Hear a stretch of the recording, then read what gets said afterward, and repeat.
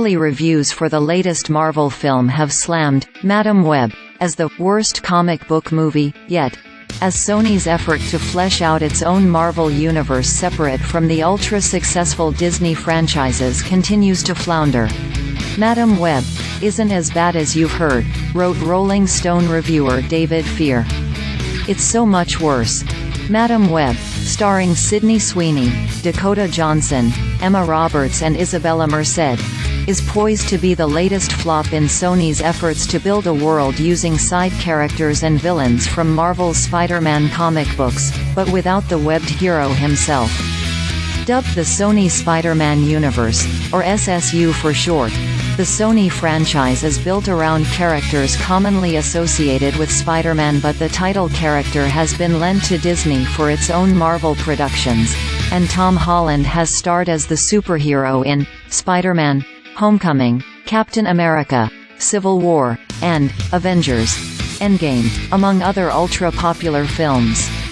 Movies included in Sony's SSU are Venom, Let There Be Carnage, and Morbius. On the whole, the films have been panned by critics. The second, Venom, film was the most well-received with a 57% critics score on Rotten Tomatoes.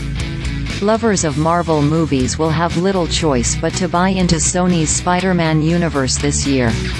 Outside of Disney's Deadpool 3 inches this July, Sony's Madam Web, Kraven the Hunter, and Venom 3 inches are the only Marvel movies slated to hit theaters after the 2023 actors and writers strike wreaked havoc on the release schedule.